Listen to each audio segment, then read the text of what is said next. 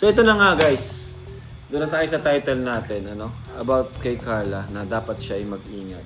Kasi may nakarating po sa akin, may nakarating sa aking balita, no, na meron daw parang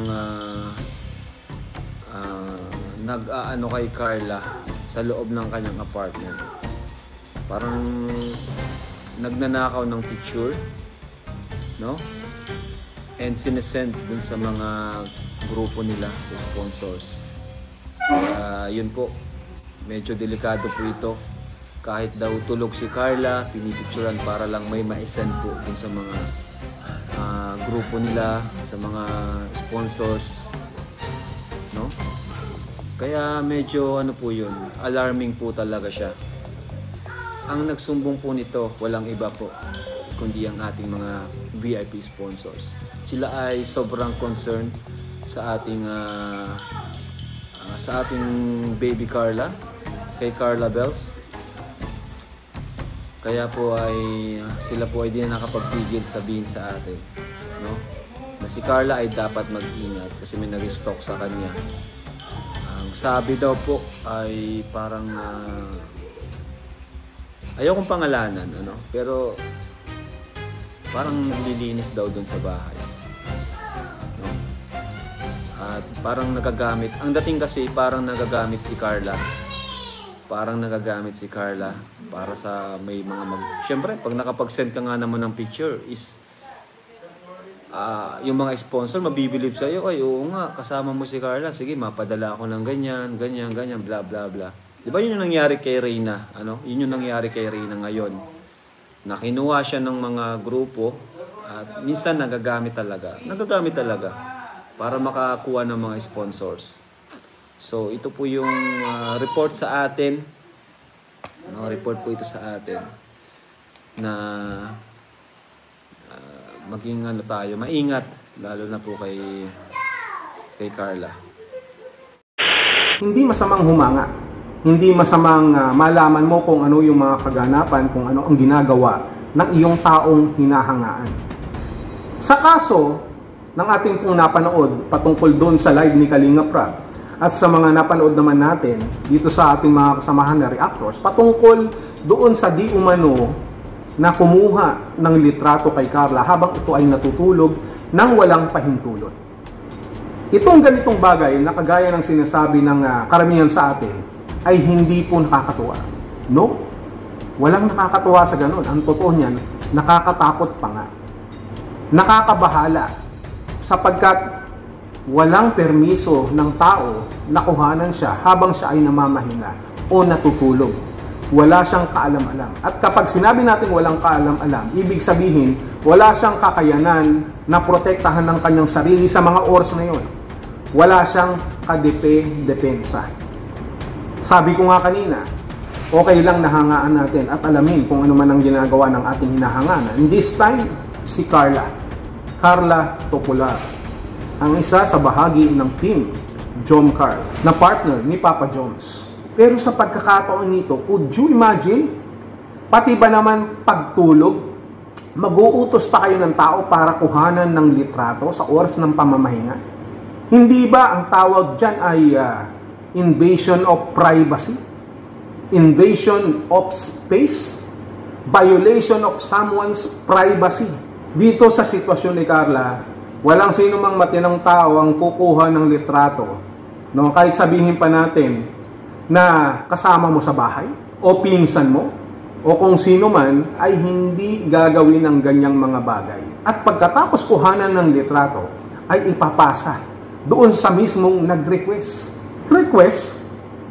Ano yung nire-request nyo? Baka naman kung ako ang magre-request ako na instead ng litrato ay magre-request ako ng common sense para sa inyo.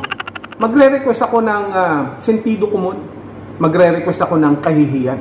Magre-request ako ng kagandahang asal na ipinagkait sa inyo na alamin ang tama at mali. Na alamin ang tama at mali.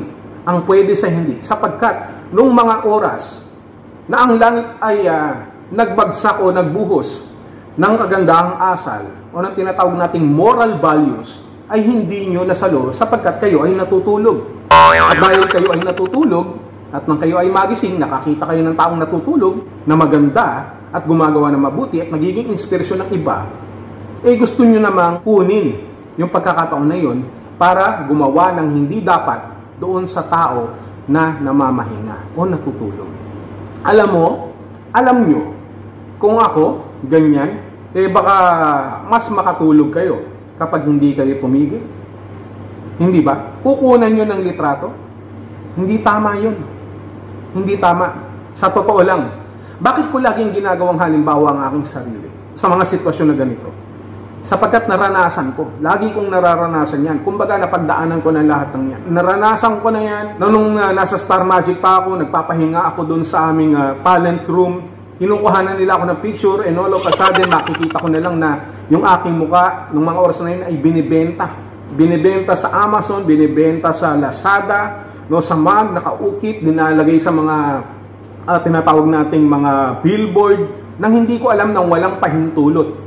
Wala na lang ako magawa sapagkat gusto kong makisama pero hindi ako natutuwa. Kukunan niyo ako sa mga oras na nagsha-shower ako na hindi ko alam. At sa pagkakataon na ito, kagaya ng kay Carla, natutulog, hindi tama yun sapagkat delikado po yung ganyan. Delikado. Okay lang na mag-request kayo ng litrato kung may pahintulot, pero sa mga oras na lahat ba naman ang gagawin ng isang tao, kailangan alam ninyo. At doon naman sa kumuha ng litrato, alam mo, mukhang hindi ka rin nakakapag-isip ng tama. Akala mo siguro natural lang yan. Akala mo siguro ay hindi malalaman ng iba. Nagsumbong ang mga BBIP na sponsors na ganyan nga ang ginawa nyo kay Carla. Na-expose kayo ngayon. Kagaya ng muntik nang ma-expose na camera mo na ang gamit mo pa ay film. Hindi ba? Nauna ka pang na-expose dyan sa iyong camera. Napagbibintangan patuloy yung iba. Napagbintangan sila Arjin, sila Rosan dahil sa ginawa mo kay Carla. At buti na lang, mahinahon din naman si Papa Joms. Kung hindi, baka nakompronta ka pa. At lalo na doon sa mga maka-Jom Carl na kasamahan natin na ingat kay Carla, tapos ganun lang din ang gagawin ninyo. Yes, nobody is perfect, but we need to be almost into perfection sa ating mga ginagawa, sa ating mga pag-iisip, pagdating sa mga ganitong usaping bagay, na dapat sana ay nagagamitan natin ng common sense. Common sense. Most probably, disappointed si Kalinga Prab. Disappointed ang ibang Kalingap. Ang mga Jomcar, disappointed tayo. At yung disappointment na yan ay mapapalitan lamang kung iyong maitatama ang iyong pagkakamali. Mabuti na lamang marami ang nagmamalasakit kay Carla, kagaya ng mga BBIP sponsors ng Jomcar. Sana hindi na maulit ang mga ganitong klaseng issue sapagkat nakakatakot, sapagkat nakakapag-alala. Kailangan nating gawin itong komunidad ng Kalingap na ligtas sa bawat isa po sa atin.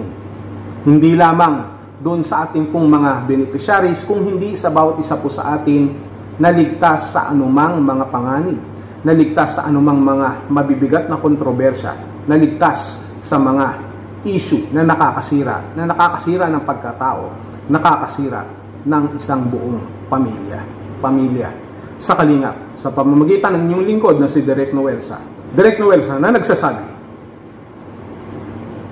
ang sarap talaga mabuhay. Ang sarap matulog kapag walang kumukuha ng litrato. Alright? So, what can we say? Good morning, good evening, good day, and God bless you.